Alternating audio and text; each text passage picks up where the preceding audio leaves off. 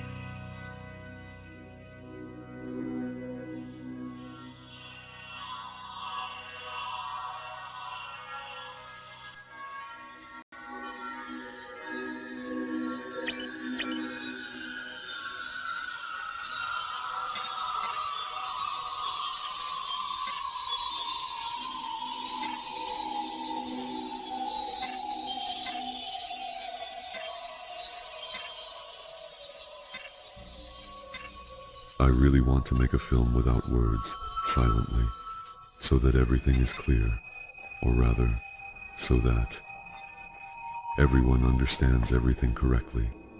Nature communicates through images, while we have lost a unified perception of images and have started using words. There are many words now, but understanding is decreasing, and to restore it, we cannot do without words. But, as they say, a wedge drives out a wedge. Let's continue to return the original, figurative meaning to words.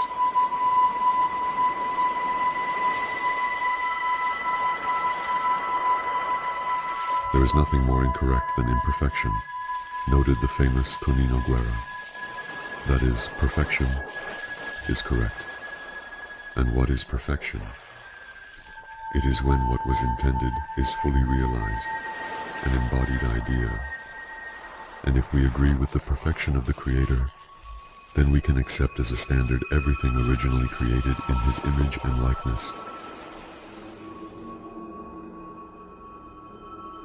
From birth, each of us is endowed with will, and when we voluntarily contribute to the divine plan, we are guaranteed evolutionary ascent. This is the ideal game, where all roles, from main to supporting, when performed properly, lead each participant to perfection. It is worth noting that it is not matter that is perfected, but rather the one who controls it. Such is the design of the game. In any case, there is nothing to compare it to for now. It is important to pay attention to the underlying performance. That is, it is not about the roles, but about the discipline of performing the roles. If the role is performed according to the conditions prescribed by the author, the game brings joy and the opportunity to move to a more capable team. After all, the game is nothing more than a lesson in achieving perfection. You have probably noticed that children learn better through play, and since we embody ourselves in this world with the goal of evolutionary growth, nothing achieves this better than play. And notice, the same is true in theater. The better an actor embodies a role without distorting the author's intent, the higher the quality of their experience, and the more appealing the performance. Indeed, people who, agreeing that life is a game, is more a matter of personal experience. It is important to see the source, the less to look for, and at the same time thank Shakespeare for the hint.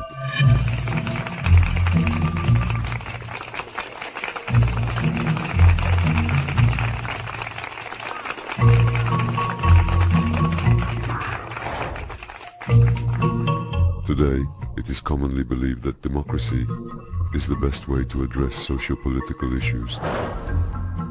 We actively use this term, but no one can really define what it is. How does democracy in England with a constitutional monarchy and a judiciary differ from democracy in countries with presidential governance? Or, in the Fifth French Republic, democracy is everywhere. But are you ready to name at least one country where power truly belongs to the people? Or maybe democracy is just a virtual facade, convenient for various kinds of selfish manipulations. When these non-governmental organizations are essentially funded by foreign governments, we see this as a tool of foreign states in conducting policy towards our country. This is hidden funding, concealed from society. What is democratic about this? Can you tell me? No, you cannot and will never say, because this is not democracy, but simply the influence of one state over another. But we are interested in the development of civil society in Russia itself, so that it criticizes the authorities, helps the authorities identify their own mistakes and correct their policies in the interests of the people. We see how some of our officials are indeed trying to find the right solution, fostering public interaction. But all these attempts are instantly suppressed by the thoroughly corrupt system of power. Despite all the constitutional declarations about the people being the masters, in fact, power has not belonged to them.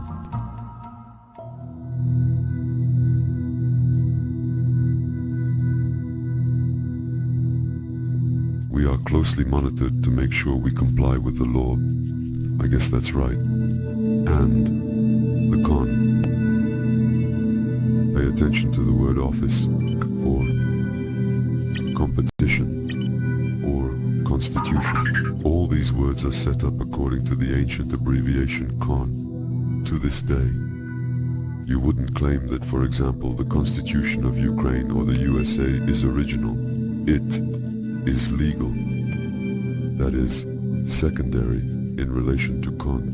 This means that we have arrogantly trampled on the original rule of the game and are now seeking harmony in the cacophony. So maybe the box opens simply. What if we tune into con again? Perhaps then harmony will appear. In the past, such a smart person, Bakunin, was one of the founders of global anarchism.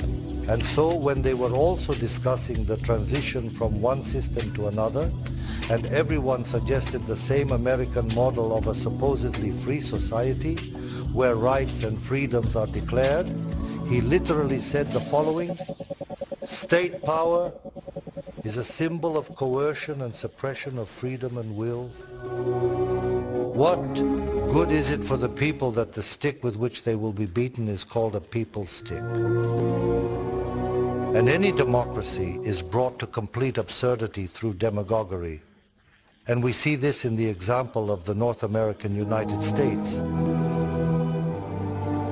That is, what was said back in the 19th century is relevant even now. One can declare any ideals, but the people feel that no matter what you call the stick, punitive, or the sword of revolution, or the people's club, it still hurts. Therefore, what does a person try to do? To distance oneself from the system that causes them pain and to live in their own world. Nature does not speak in the language of prohibitions. It allows everything to exist and always says yes. The nature of society is no exception. Therefore, no political system can be called correct, as it is based on coercion. Such is the nature of the state as such. In the textbook General Theory of Law and State, the following definition is proposed. The state is a special organization of political power in society, equipped with a special apparatus of coercion and expressing the will and interests of the ruling class or the entire people. The English philosopher Ernest Gellner is otherwise a fanatic. The state exists where specialized bodies of order maintenance, such as the police and the courts, have separated from other spheres of public life.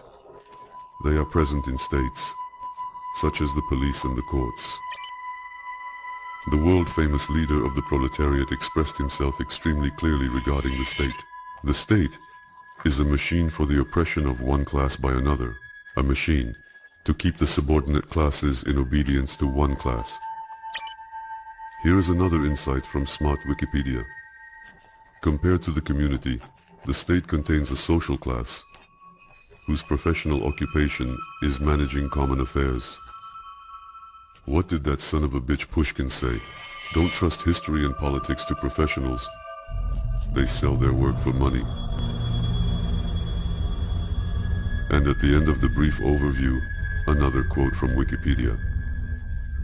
There is no single and universally accepted definition of the concept of the state in either science or international law. Thank God, it's clear now.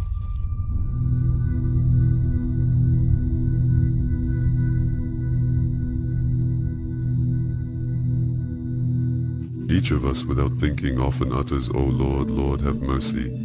But why? By habit, the standard response of most, "It's true." For just over 1,000 years, our people have developed a habit of living under the rule of a minority, enduring the oppression of lords, and worshipping the Lord.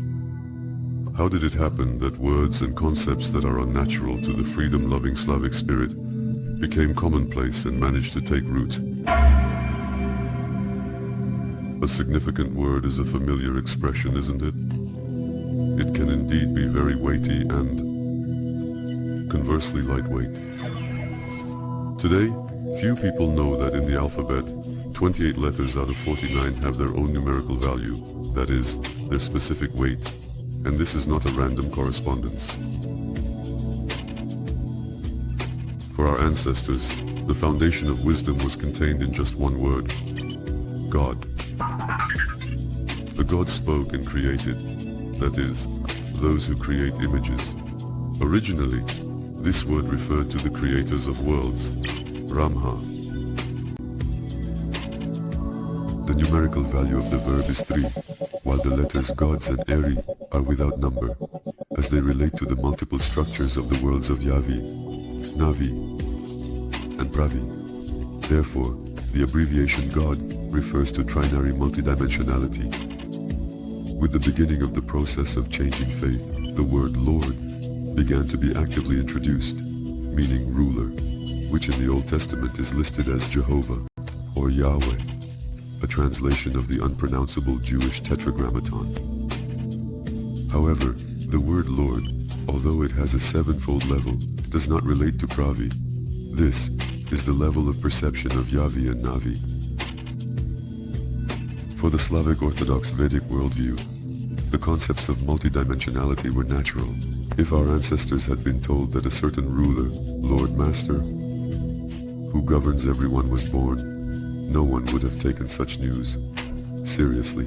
Jesus was then referred to as nothing other than the great fisherman, or the great wanderer, meaning a wise man, who was killed for speaking about goodness and love for one's neighbors. And now compare the God spoke and created, and speaking good. These are different levels of creation. Under the system of abbreviations, the image of the ruler was masked by distracting images of Slavic letters. The expectation was that the people would not turn away from those who do good for all. This form has survived and entered everyday use precisely under this pseudo-image. But what does this have to do with the state? Directly. The etymology of the word state has a simple chain. Lord, Lord, state, state. The concept of state came to us from religion.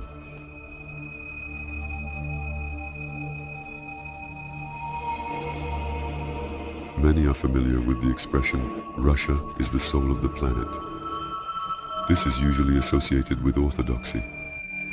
Yes, Russia is indeed an Orthodox country, but orthodoxy is not religious, but Vedic.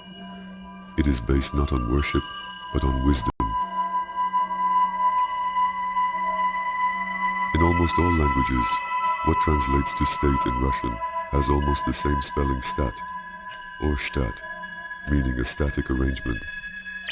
Three nations, Belarusians, Serbs, and Ukrainians, still call their community Derzava, and the only country that uses the term state is Russia.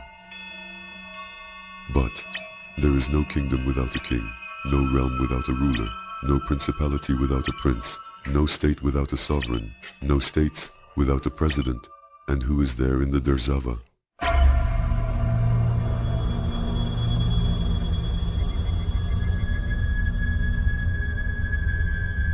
The current state, in principle, has outlived itself in many respects.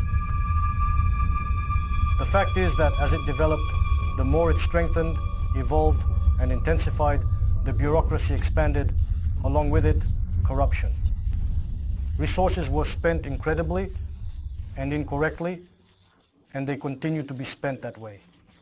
The state, effectively removing itself from solving economic issues, entrusts this matter to private individuals, and as a result, a mass of funds simply disappears.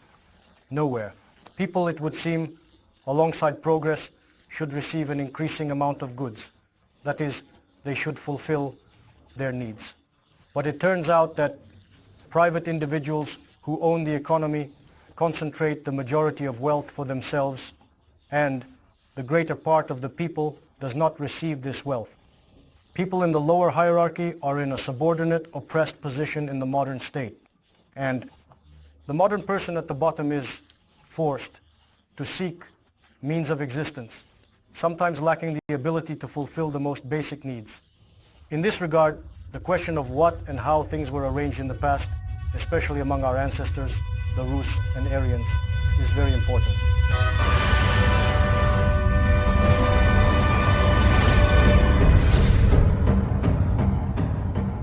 The Rus and Aryans had a state with local self-governance, without freeloaders and demagogues. Autocracy, self-governance. That is, they held themselves, governed themselves, and lived in comfort and prosperity without any interference from external authority. By the way, regarding power, it is necessary to come up with many dictionary meanings, but no matter how you twist it, to truly have power over something or someone means to own it, that is, to be in harmony. This is the original image of the word power, vlada. Today this concept has been lost. which is why our harmonious relationships with power are not established anywhere in the world. The old Slavic language clearly, and with childlike simplicity, shows the original essence and function of true power, order, measured by wisdom. If this exists in the language, then it was indeed real. After all, the language of the people reflects what has meaning for them, and this is essentially a worldview. Do you remember the saying, a shoemaker, a reaper, and a player of the pipe? Everyone could do everything. There were no narrow specializations, and, therefore, wholeness and independence were present. The division of labor was invented by parasites not for personal growth, but for increasing profit, and they present it as a great progress in the development of civilization. Their own, of course, not human. Again, divide and conquer, the constant and only algorithm of action for a parasite. The same goes for worldview. Different religions today are artificially supported not for unity on the path to knowledge, but for division and distraction from the unified spiritual essence of a person. And this weapon is scarier than Iskanders and tomahawks. The world government is trying to create a division between Christians and Muslims, which it then builds upon. Right now, they support Christians with one hand, that is, they cultivate fanatics.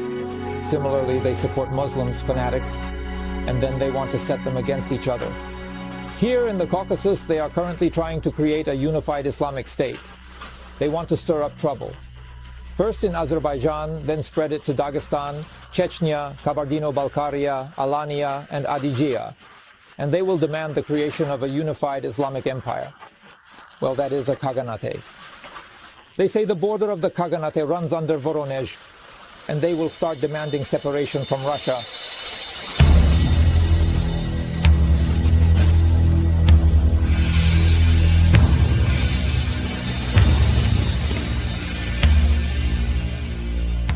The social system of the Rus and Aryans differed significantly from the modern social structure.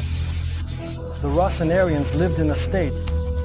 Now there is a concept of a state, but it is incorrect. A state is now called a power if it is strong economically and militarily capable of influencing neighboring countries. Therefore, those people who deal with the state are essentially in a false coordinate system, and therefore they cannot provide the knowledge that is actually required to properly organize modern human society. And the knowledge of the state structure in which our ancestors lived allows us to do this. This governance did not have the main function that exists. In modern states, it did not have power. Power, as a means of coercion, arose with the emergence of the state.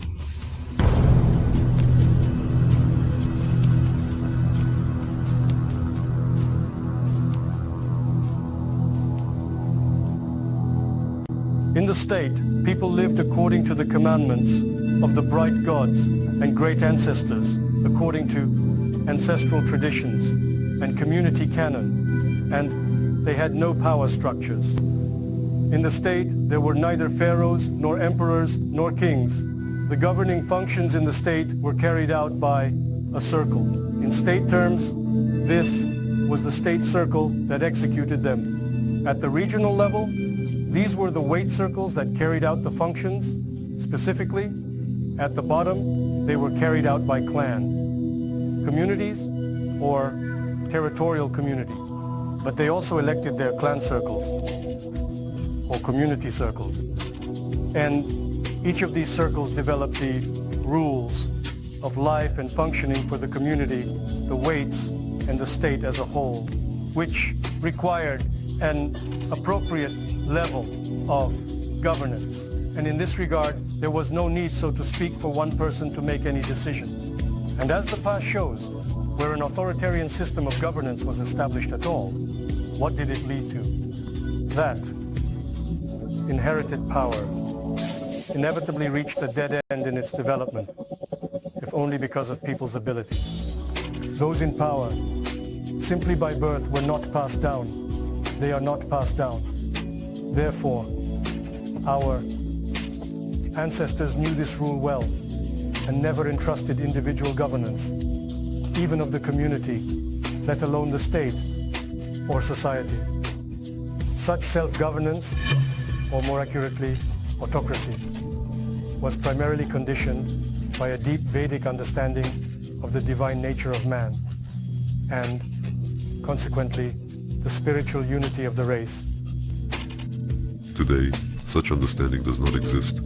Our world is divided into 193 states, 2,500 nationalities, and 6,809 living languages. In such a situation of disunity, it is almost impossible to imagine any order of coexistence other than the existing one. The artificially maintained difference between religious and scientific views of the world order hinders finding mutual understanding. Moreover, the tool for managing the world today is capital, which distracts people's attention from realizing their purpose and immerses them in the realm of passions. This often lowers a person below the state of an animal. But not everything is so hopeless. Our planet remembers times when the consciousness of entire nations changed in a very short period. To begin with, we need to wake up and understand what is appearance, that is, what we have been taught to see, and what actually is. Seeing the difference, one will have to make a choice.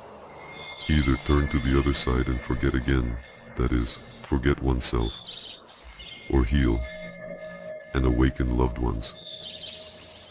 For this, wars, revolutions, and turmoil are not needed.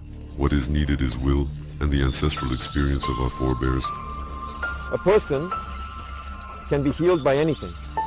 A person can, on the contrary, be poisoned, or it can harm them, anything at all. Why? Because the mechanism is simple.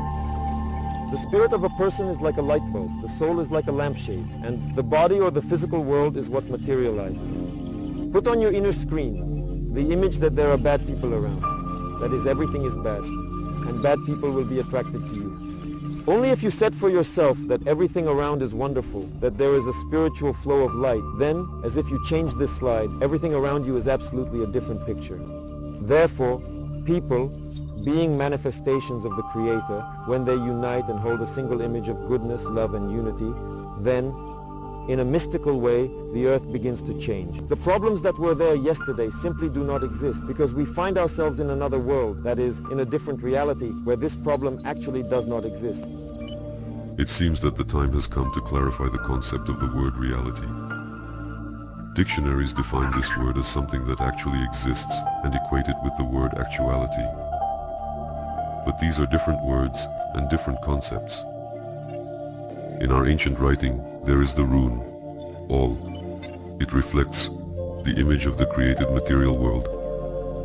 The word re, in recitation, means voicing, the naming of images with symbols and words, but a word is not an image. It is secondary. Communication through words introduces distortions.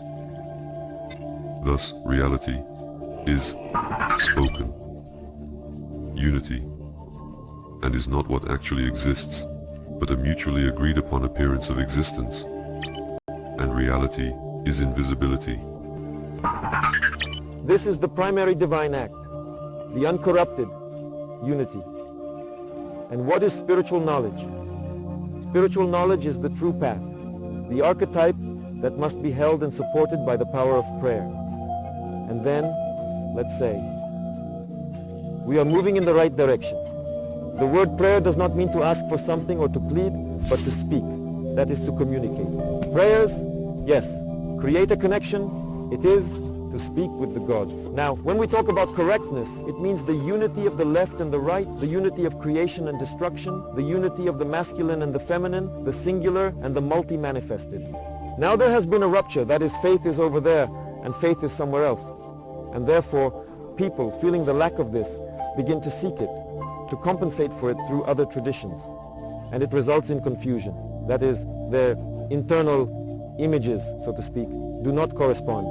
As a result, you know, It's like millions of different slide projectors, releasing various images into the world. But it ends up that these different images do not lead to the materialization of what is necessary. Well, again, let's take, for example, the movie Jaws. Before this movie came out, great white sharks almost never attacked people. As soon as the image of the enemy in the form of the great white shark was launched, please, the great white shark began to prey on people. A writer, I don't remember her name, wrote a novel about the Titanic, a ship that mystically ran into reefs. The Titanic. And the Titan became connected. Yes, this connection happened. Remember how he spoke about the writer? The girls cried over this novel, and with the power of their spirit, they sank the ship. So when we see this pornography, when we see these horror movies or something else, it's not just something, it's the reality of some worlds, and we can pull this reality here. The more we fear it, the more we think about it, the more we see it, we pull this reality here. And now it's time to realize this spiritual power. But the only thing is that not only do we create the world around us, there are higher powers that also create the world around them. That is, by projecting. But a person is given the freedom of choice.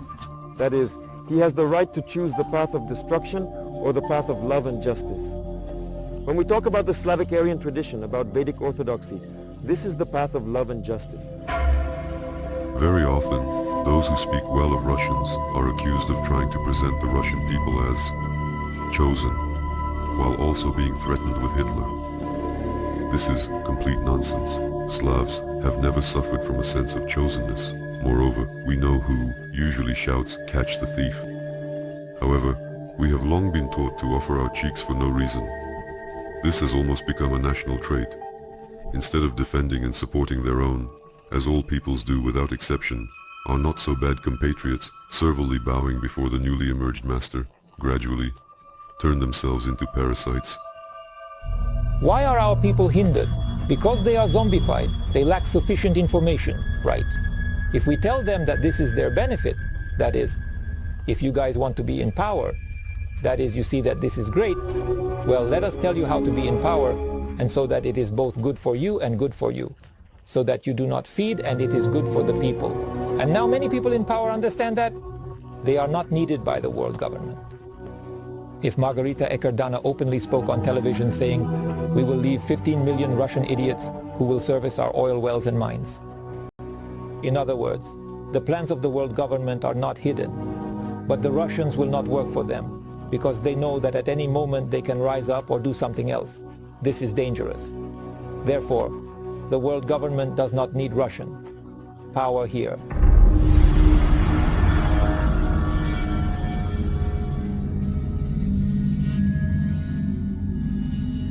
He is also furious with Washington for recognizing the independence of Abkhazia and South Ossetia, as it completely disrupts their plans in the region. Completely surround Russia with NATO in the Caucasus in Ukraine and turn the Black Sea into an American lake. We still have nuclear forces, nuclear missiles in Russia, France, Britain, and the USA. I have a simple question. Are these nuclear missiles aimed anywhere?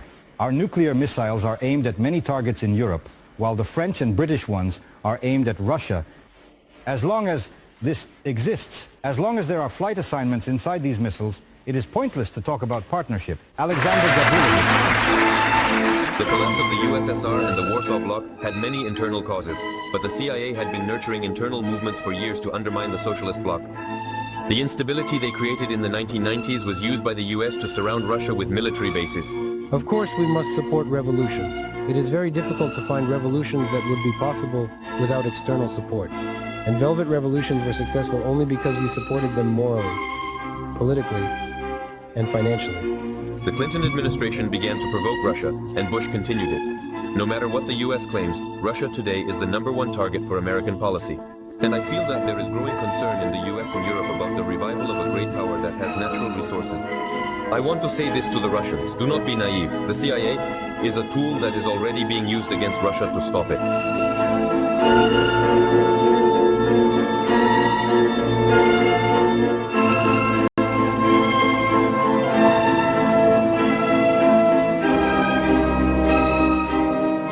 Until now, many of our compatriots puppets do not believe in the existence of a secret world government and call it the fantasies of an inflamed mind. Similarly, 2 decades ago, most of the planet could not conceive the thought of the peaceful collapse of the Soviet Union. It is difficult for a normal person to understand that someone is capable of destroying several billion people for their own devilish ambitions. But not everything is so complicated in this kingdom. Even if a tax on life is introduced worldwide, the only craft available to the owners of crooked mirrors is the sale of fear. And fear is just an emotion. And the craziest thing in this plush drama is that we buy into it.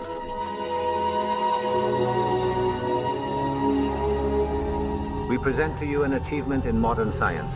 This is AGNAT, an organic matrix created in such a way that we bypass the childhood phase.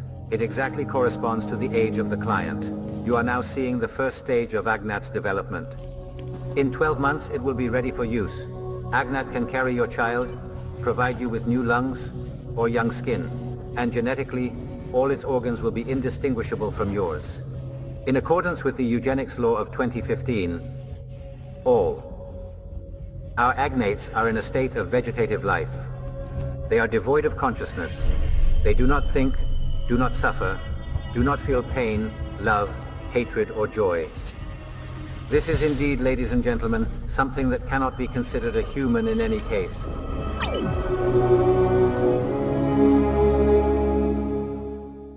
Erected by a secret group, the Georgia Guidestones Monument, guiding the way to Amnesty Georgia, the covenant of an elite plan for a world religion, global laws, a world court, and an army to hold it all together. And it is written on the walls that the population will never...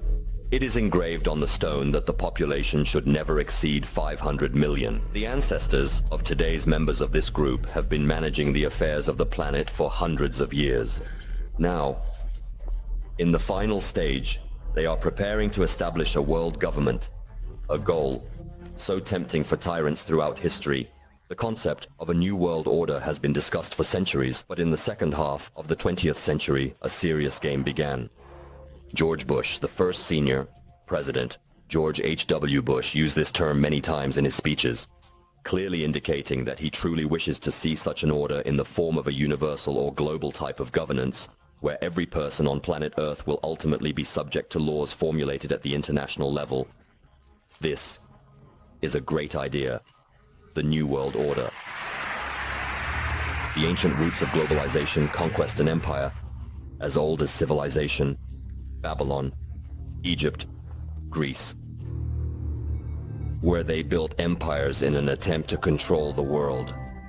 The upper class, as well as the thriving merchant class, were financed by a handful of private banks. Many great mints historically financed both sides of wars and conflicts.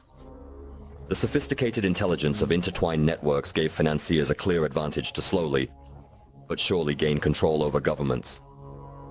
On June 18, 1815, agents of the British branch of the Rothschild family observed, not far from the battlefield, as Emperor Napoleon Bonaparte desperately tried to save his army, trapped in a pincer movement during the British attack, and the Rothschild agent was able to find them. The Rothschild agent delivered news of Napoleon's defeat to Lord Wellington and Nathan Rothschild, 20 hours before the news reached London. Nathan, the head of the British branch of the Rothschild family, spread the rumor on the London Stock Exchange that Napoleon had won the war. Stocks plunged by 98%, and the stocks 98%, and stocks plunged by 98%. The stocks fell by 98%, and Rothschild immediately bought up the entire British economy for pennies against the pound. When the news of Napoleon's defeat finally reached England, the stocks immediately soared. Great Britain became the undisputed leader of Europe, and Rothschild was in control of it. In fact, since 1800, this banking cartel has financed both sides of almost every war. And of course, they earned a good interest from lending to the governments involved in the wars they helped create. With the rise and fall of the Third Reich, Europe lay in ruins. And the elite proved that only global governance can save humanity from inevitable self-destruction. And this time, the elite succeeded in creating their world body. In April 1945, at the Portimore base in San Francisco, the United Nations was founded by the victors of World War II. The United Nations complex of the United Nations is complex. The UN building was then constructed in New York on a piece of land donated by John D. by Rockefeller. The first step of their three-part plan was the creation of the European Union. Attempts to unite Europe have been made many times, but those efforts were extremely unpopular. Where Napoleon and Hitler failed from a position of strength, the globalists of all stripes have done their job.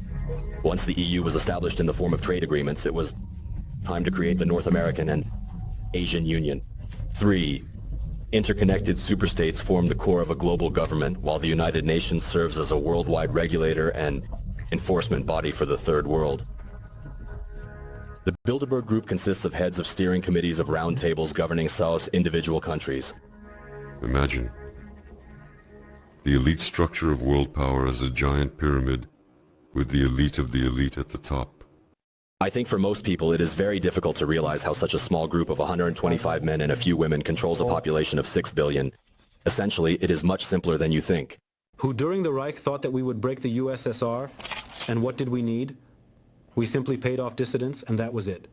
A democratic revolution occurred, and the country fell apart.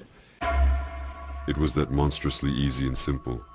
We paid off dissidents and dismantled it. Apparently we had very powerful dissidents during the era of developed socialism.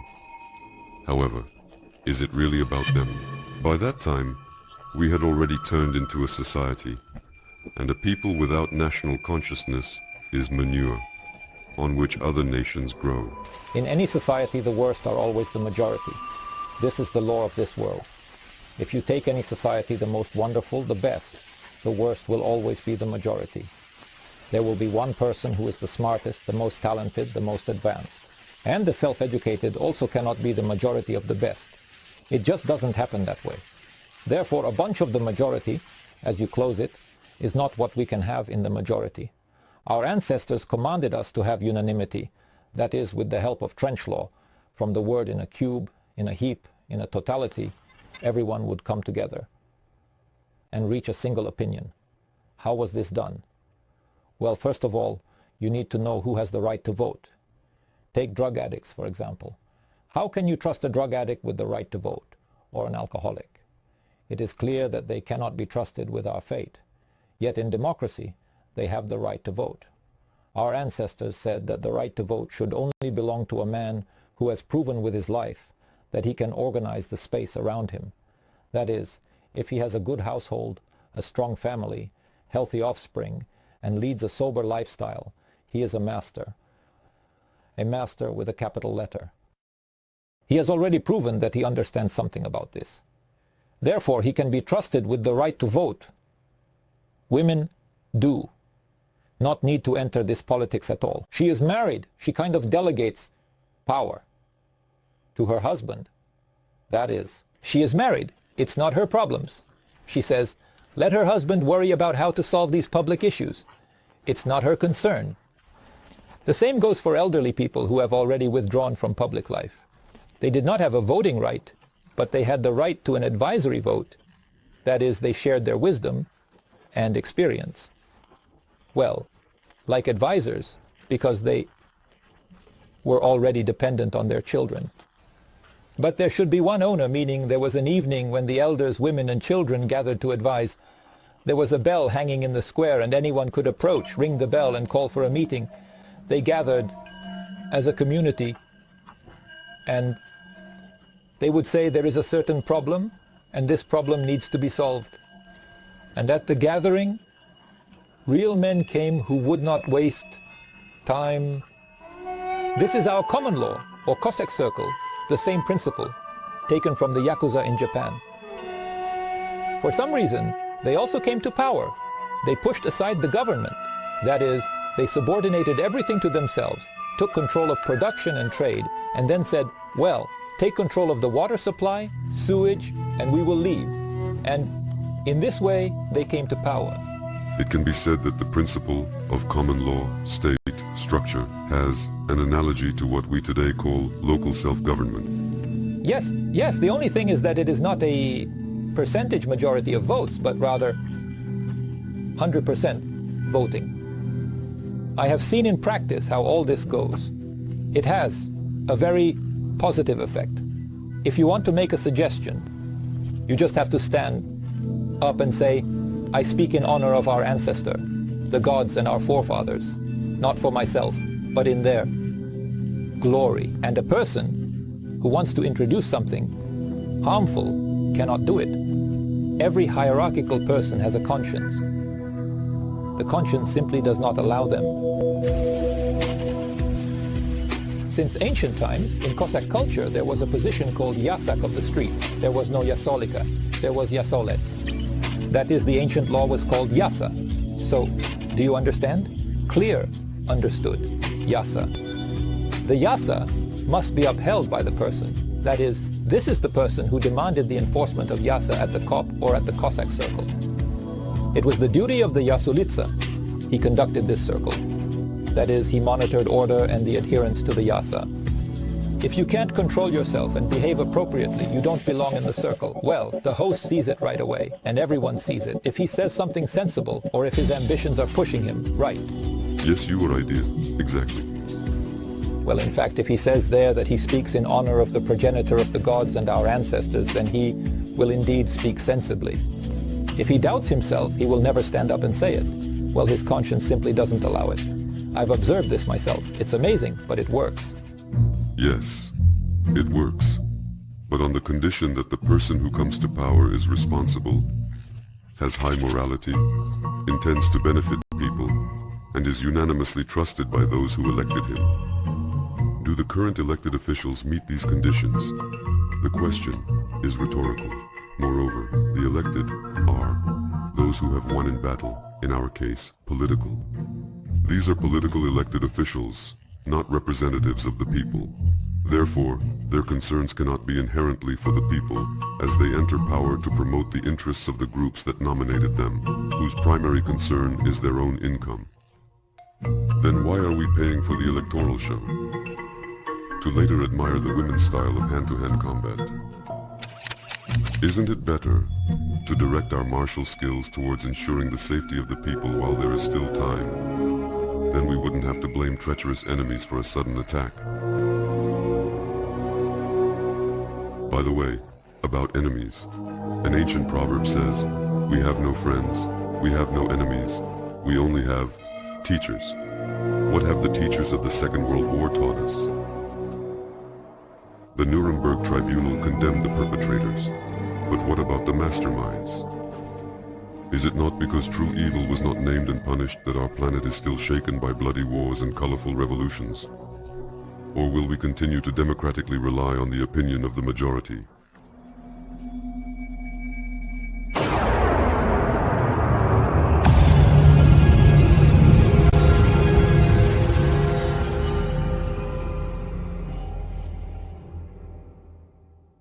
Boys, from a young age, in addition to learning ancestral arts, traditions, and professions, were still trained in military skills.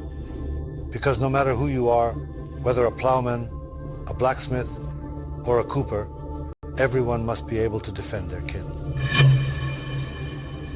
Initially, there were the Cossacks even before Sviatoslav. The Cossacks were like watchful riders on horseback, swift as birds, who rode between the defensive outposts and looked out for any threats. Cossacks were, roughly speaking in modern terms, border guards. They were also called communal men, meaning those who protect the border. And notice, the Cossacks performed the same functions during the times of Catherine, Peter, Igor, Sviatoslav, Olga, Askold, and Dir. They also guarded the borders. And when the same Rami attacked, a counter-strike was launched. They defended the border, came to Tsargrad and said, "Do not walk through the window. For the attack, pay for the material damage caused." And And as a reminder, the shield of Novgorod. Well, everyone only remembers the shield of the prophetess Olga, right? But many of these shields of Novgorod and Tsargrad were nailed by ours.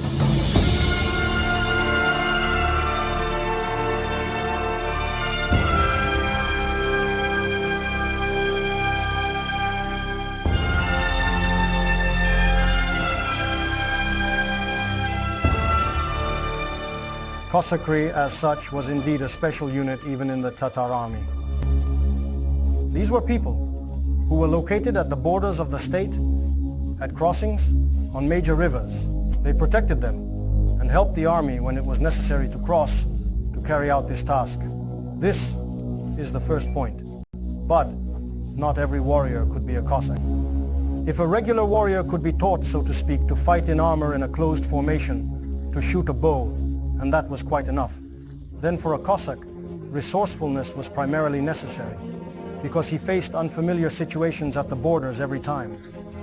And resourcefulness, that is, the ability to find a way out of any situation, could not be taught. This often happens. Innate abilities, this is the first point. Secondly, one also needed special training. I mentioned the character knights. Most Cossacks who were called to the Cossack service and to guard the borders possessed the center of Kara. As a result, they had intuition. That is, the ability to sense that danger might arise. They felt this danger very well, and all three of these abilities were interconnected. And they were specifically realized in Cossack culture as such. And we still have, I believe, schools in various places that are trying to develop these qualities. Not entirely, but still. This exists in young people, in Cossack youth, although it has already been transformed. Often it is, well, like under the auspices of Christianity, but our roots remain. The past, old believer roots.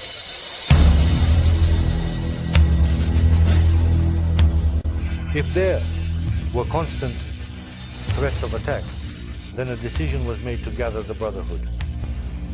That is, people were chosen from the family, and their task was to protect the land and the labor of their relatives.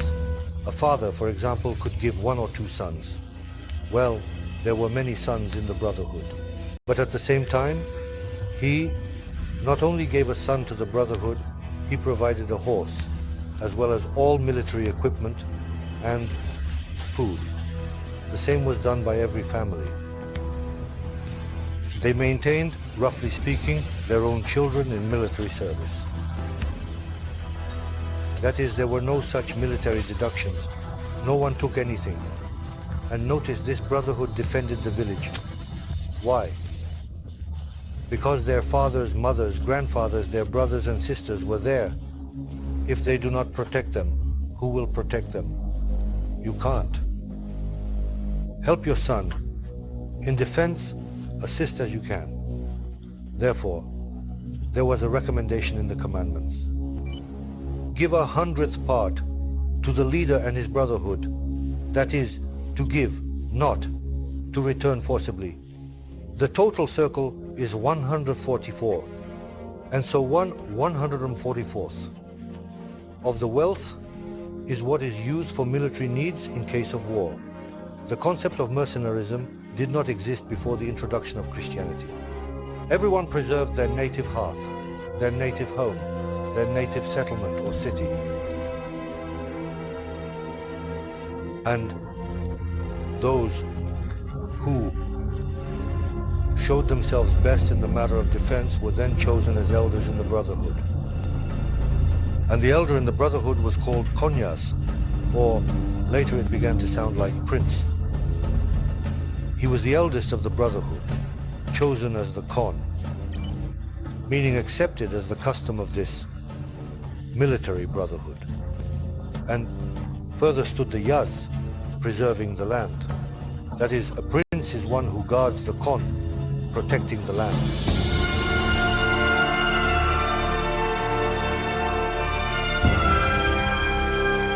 True Cossackhood exists, has existed, and will exist. That is, it is in the blood, not on paper.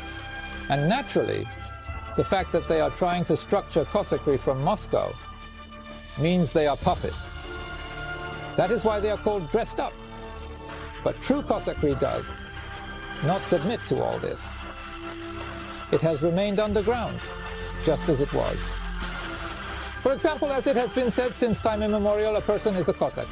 Every peasant, every warrior. This is true Cossackry.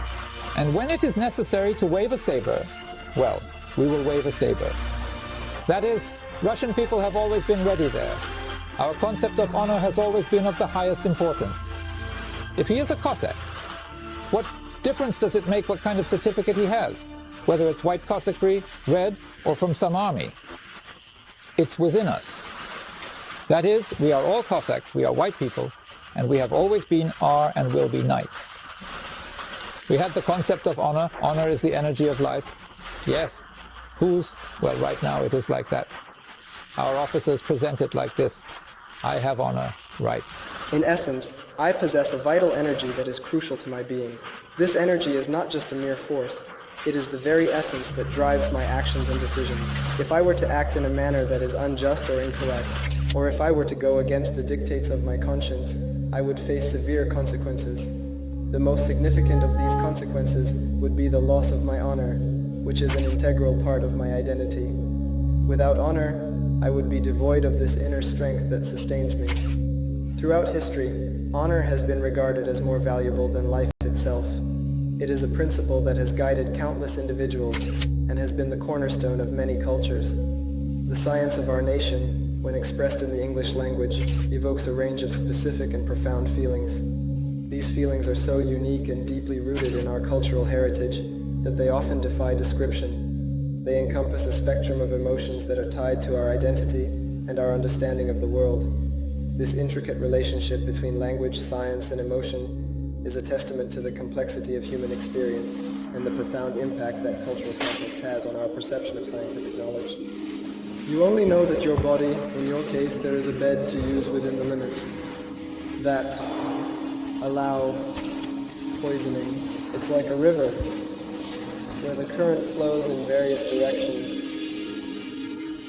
Separate parts of your body can accordingly be directed against your will in any direction that a person trying to control needs. It's like you are not controlling your muscles in the body of a stranger you feel like extra. How far should the controller be? Well, you know, this is very important. That is, he can be very far away, certainly. But it depends on the level. Do you remember? You remember, right? Do you know how to do it yourself? No. The thing is that these are skills that very much regulate Scandinavians in general. Bad hands will not hit them well, or into the hands of a person who does not yet have a clear idea of where and when they can be used, and in loyalty, so to speak, to some high ideals, of which there is still no absolute certainty. But can thoughts be controlled?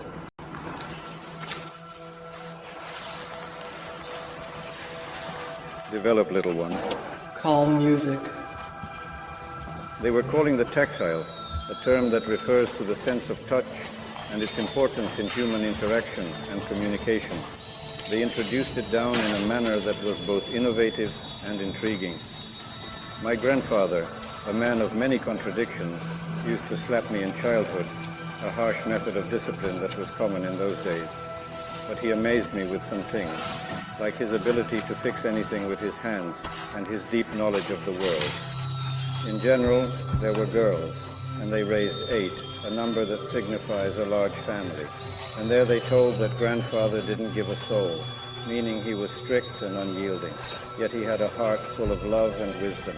This is when you take off the watch, or to avert your eyes, and so on, actions that symbolize a moment of reflection or distraction. They were thinking about something. It was a trend in civilian life, a movement that captured the imagination of many, reflecting the changing times. Things simply cannot be shown or told, but these things exist, hidden truths that are felt rather than seen. You can even read the place, but it's at a very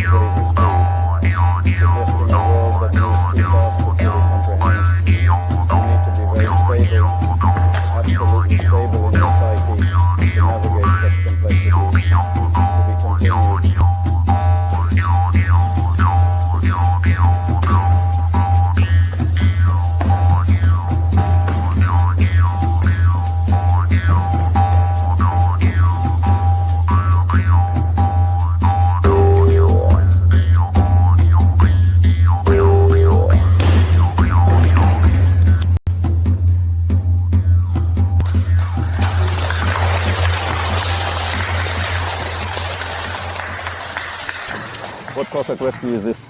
Cossack rescue is the subtle. Cossack practices that you start to apply purely in combat conditions. There are things that a person can influence another person from a distance. For example, when someone approaches me, I do something to them, either make them fall or something more serious. But yesterday I saw when I worked in that form, and I even tried to hit the face, and I was engaged in my time. And then when the Russian style appeared, I became fascinated with the Russian style that you master perfectly. That's why we connected. Yesterday I was trying to fight and hit well. I sincerely tried to hit you, and my fist flew past your beard. And I was surprised, raising my hands, not understanding what was happening to me. For the Cossacks, their style is for mounted Cossacks, but the most sacred is still the Cossack character. The character is never just a character. The word character implies something. On one hand, as my grandfather Ivan said, the character of a character differs from that of a Cossack. We are not talking about ordinary people and so on. They should do the same. Here he fits the puzzle very well. A Cossack must do things well. You must do everything very well. You must sleep very well, love very well, plow your land well, have fun well, and rejoice well. Then you will be good. And then you will have your own stable character. That is, character is stability.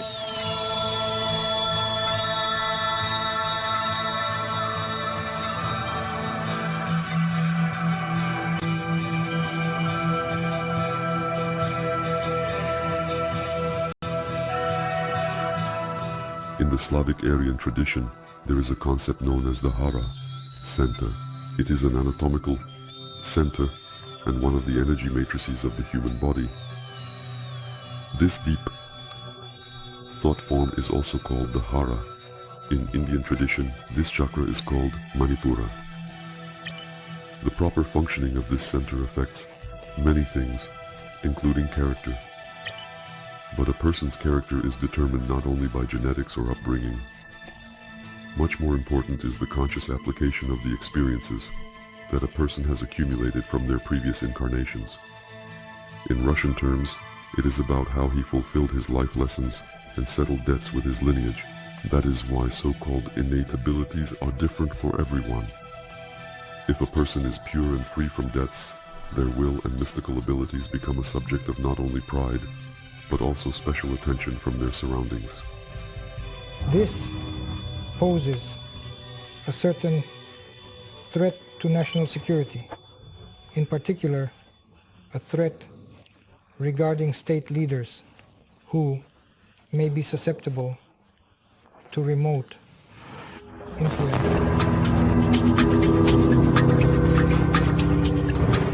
I'll literally break it down. Can I have it as the 10th, by the way?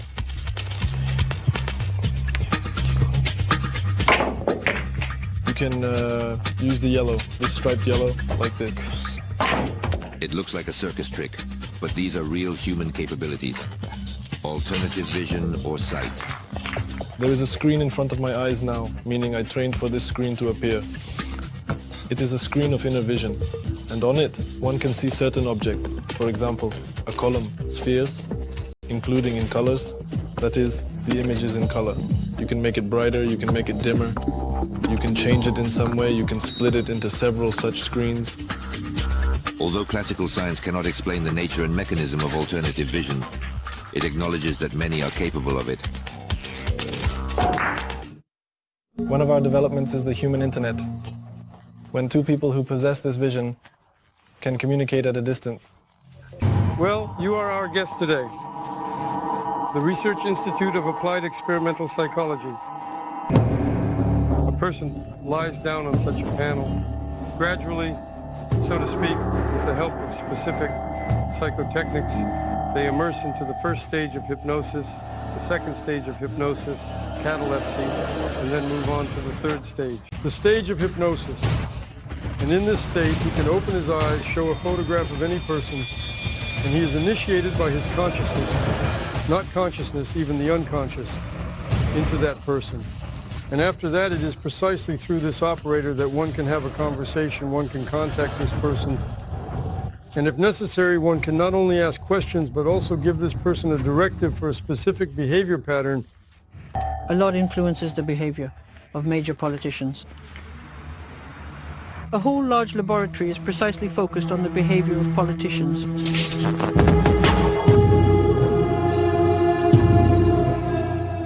So it will take a long time for science to recognize the real existence of these facts. But as long as this is used by special services, who will acknowledge all of this? When something is declared as science, it is a method in the management of people's consciousness. Just to limit their knowledge on the left or right. And this has been done constantly. This is being done even now, and not only in the field of human abilities. There is a huge number of patented and ready-to-use unique developments, from the production of various types of energy to educational technologies. But instead of implementing them, we continue to pump oil, and the concern for the quality of education is reduced to merely raising teachers' salaries and introducing the infamous Unified State Exam, EGE. That is, a person is diverted from worldview motivation and is imposed with a banal monetary interest. Unique technologies are hidden, and a person's attention is directed towards mundane matters. The creator of the psychosonding technology was Professor Igor Smirnov. He developed his unique method under the watchful eye of the Lubyanka. To this day, 90% of the copyright certificates issued to him are only numbered. The names of his discoveries are classified. Shortly before his death, the professor admitted that he had created a terrible weapon that could be called controlled personality change. My colleagues and I, we create weapons, of course. These weapons are for fighting human diseases. I think a malicious mind could use this for other purposes, as a weapon for defeat, suppression, perhaps. Technically, this is basically possible. Let's say a person who had some pathological fixation in childhood, which later developed into bronchial asthma, or other problems arose. Remove that fixation and there will be no asthma. That's it. This is what we do. In other words, we change the dominant. It is quite understandable when security agencies conduct their professional specific activities. The modern world is not simple, but it is increasingly criminal when financially motivated competing scientists mislead people. And it is utterly disgraceful for spiritual leaders to participate in intimidating the population with totalitarian sects through state media. You will be surprised to find the world-famous Shchetinin school on the blacklist of sect experts, not to mention the Slavic Vedic centers. Yes, there are scoundrels in our lives, but they are a drop in the ocean compared to the long list of various communities declared sects simply because the state-supported religious organization sees them as a threat to losing its flock. Is this really a chronic manifestation of the recurrences of the medieval Inquisition?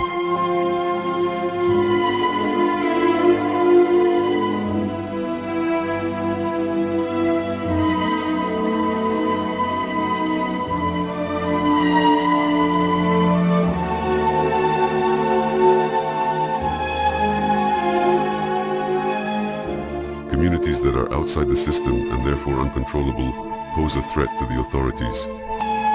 They are free and can always declare that the king is naked and expose the carefully constructed grand-scale deception. And behind the deception, the shadow of a ghoul always looms. It is he who appoints specially bred spineless kings to implement his parasitic know-how through them. Since the supposed discovery of AIDS, the United States has spent over $50 billion. But despite the enormous money, the AIDS virus that meets the accepted standards has still not been isolated. AIDS is not a problem for doctors and virologists, but pseudo-scientific terrorism, said Italian scientist Luigi De Marchi. Peter Duesberg, a 7-time awardee of the American National Institutes of Health, has been unjustly banned from scientific publications and television appearances for over 10 years, simply for being an opponent of the HIV mystification. In Dawi Aon 1996, says Anthony Bring, I was involved in legislative activities in South Africa when our president Thabo Mbeki was under intense pressure from GlaxoWellcome, a leader in the production of AIDS treatment drugs. Anthony Bring was able to influence the decision of the South African president even without knowing him personally. He sent Thabo Mbeki a package of documents. They indicated that the pressure from Glaxo Wellcome was a common tactic of the company, conducted under the auspices of the World Health Organization. And here is a statement from Nobel Prize laureate Kary Mullis. Years will pass, and people will call the HIV/AIDS theory as foolish as those who excommunicated Galileo from the church.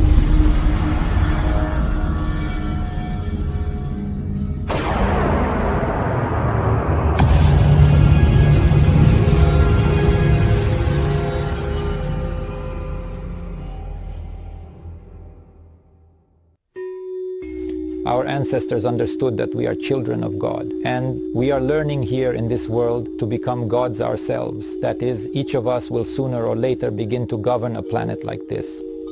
He will create planets, ignite the sun, and will have a body like the sun. He will create galaxies, meta-galaxies. That is, by our nature, we are indeed creators. That is, those who create all this universe. And we are here learning like students. Planet Earth is a sacrifice, a living being that has also gone through the path of evolution just like us. Sooner or later we will become like that too. Take Yarila Tresveta. It is also a rational being that has undergone evolution just as we have. And each of us will receive a body of the sun. Well, first a star, and when it gives birth to 9 planets, that will already be the sun. We also have a huge body. How many beings are inside us? It's a vast darkness, right? Look at the body we've created, and gradually we are expanding our body, so to speak. The orderly space is becoming larger and larger, already on a cosmic scale. And every person, from the Slavic Aryan peoples, has learned that this is their destiny. Here, they are merely learning. This was the very meaning of it. It's just like a simulator where we learn all of this. And the Vedas say that there is no other path to achieving spiritual perfection except through fulfilling one's prescribed duties according to one's level of evolutionary development. That is, each of us has our own duty, and we must fulfill this duty. If we fulfill our duties correctly, evolution is in full swing. If we take on someone else's responsibilities, our evolution simply comes to a halt. Therefore, as they say, it is much more important to fulfill one's own duty poorly than to perform someone else's excellently. To understand, one must solve the main question, who am I? Well, I also associate with nationality, gender, age, marital status, social status, right? But it's all nonsense, it's temporary. Today it is one thing, and tomorrow it will be another. It is not me, but just the mask I put on, and myself, and the self of others. In the end, everyone will realize that it is the same self. And every person knew that the only way he can bring good to himself is by bringing good to others. Because if I took something for myself, then it exists today, but tomorrow I will leave this body and all of it will disappear. But if I have passed something to another person and he accepted it, whether it is moral, material, or emotional, it doesn't matter. What I pass on to others, and if it is for the good, then this remains with me for everything. Well, of course, if I cause harm to someone, then this harm also stays with me for a very long time until I correct it. And that is why everyone understood these laws. The laws of karmic interconnection, that is the laws of cause and effect. And that is why they were not enemies to themselves. They understood their spiritual essence and knew how to bring good to themselves. It all starts with family. That is, family is 7 I. I am my father, my grandfather, and my great-grandfather. I am my son, my grandson, my great-grandson. It is all I. It is 7 I. I and my family are one and the same. It is one and the same organism. Further, we take it to the group, but it is still I. If I bring good to someone, I bring good to myself. If I bring harm, I bring harm to myself. This is what is called conscience, a shared awareness. And what is conscience? I understand that it is all me, and when everyone realized this, well, then there was order. Who is an enemy to oneself? But people simply do not know these laws, so they think I can do whatever I want here. There will be no responsibility as long as I can escape the law. And we had a kun, that is, kun is just like I am, or they are, and what is by law is already somewhat from the mind. Therefore there are thieves in law. They cannot be in kun, but in law. Please, yes, they are by law. We say everyone has their own path. We also say that there is a bright path and a dark path. At first glance, everything is clear. There is good and there is bad. But the concepts of good and bad are quite relative. Moreover, good and bad are not the same as light and dark. So where are we going, and why are our paths called light or dark? In fact, everything is simple. The path can be illuminated by knowledge, or it can lie in the darkness of ignorance. Do you remember the expression, their path is in darkness? The Church Slavonic word darkness comes from the Old Russian morok, which means not the absence of light, but the loss of awareness or delusion. The word light has been reduced to a purely physical concept, while it originates from knowledge. That is, a leading person knows where they are going, while one who is lost in darkness or fainting has no path. The one who walks the light path is characterized by creativity and expansion. The dark path, however, is in ignorance, and one who walks it can only act where a torch has already been lit, that is, to use someone else's achievement. He is unable to create independently and can only imitate and copy. Thus, the light path is the path of creation and evolution, while the dark path is a movement towards consumption, where being defines consciousness. Here, the goals have also manifested. By the will of the gods, we found ourselves together, and it is time for us to understand that a parasite is a creature that, although cunning, is underdeveloped, and that it deceives not out of reason, but due to its imperfect nature, and if a Goya lacks experience, he may succumb to the delusion and catch this consumerist infection. That is why our ancestors paid much attention to spiritual purity, and lived not by laws, but by the principles of the universe. There is the concept of worldview, that is a kind of spiritual culture that you follow, and there is the concept that can be called spiritual politics, and this can actually be called religion, when a person tramples on the laws of truth, actually for some financial gain, to have more parishioners or something else. He is being deceitful. But we all know about the laws of karma, as in Indian tradition, and therefore for this, a person will ultimately receive consequences. The time of religion is ending, and the time of faith and Vedas is beginning, or what I would call a worldview, that is a deep spiritual awareness of unity and the multifaceted path that must first manifest in the understanding that a person is not just a piece of meat living on some planet and fighting for something. He must understand himself as an eternal soul that comes to this classroom many times to learn, life after life, and therefore it must be open to hear, as it were, the teacher, the universe, that is, the world serves as that teacher for us. When we hear this teacher, then we understand that there is a stamp, some well-trodden ski track, which actually does not lead to the goal. It is obvious that the culture of our society needs to be revived alongside the culture of family relationships. Not through textbooks on valiology, not through sex education and the distribution of condoms, but through healthy ancient traditions. A healthy family, a healthy society. But this is obvious, gentlemen ministers, and to you. Let the officials not take offense at the unflattering remarks.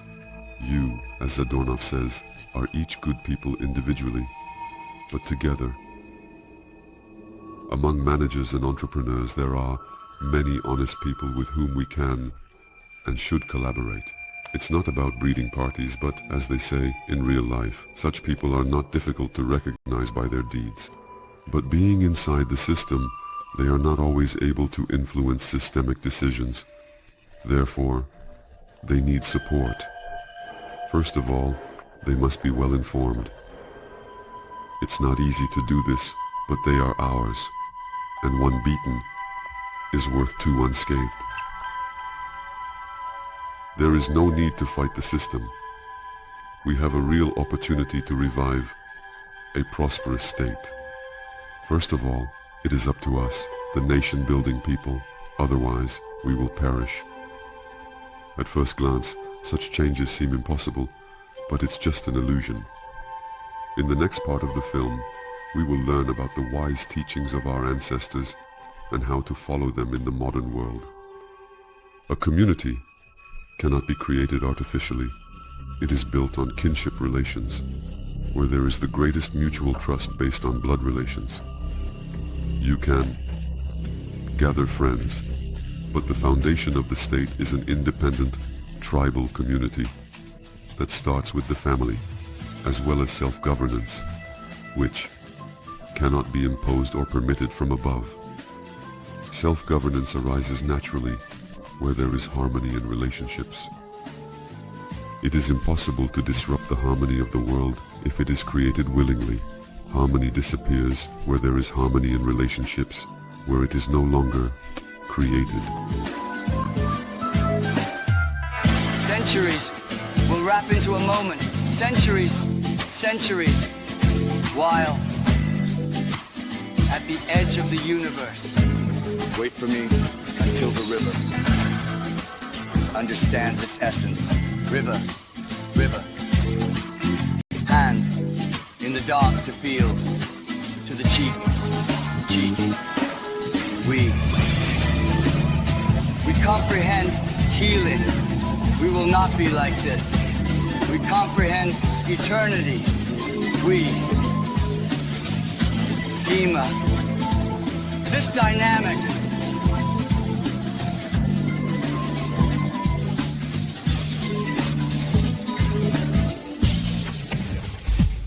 understood. Winter was with us. Winter, snow, river, carried away, flowed past. Two banks. Rain over the snow, through the streams. The rains are baking. On that bank, do not wait for me. Do not wait. Centuries, distance, places. Winds of revelation blow through the centuries, while my words pass through the abyss of years. Winds drive here in response to you, while we grasped the eternity of darkness. In our journey through the vast expanse of time, we found ourselves deeply immersed in the endless continuum of centuries.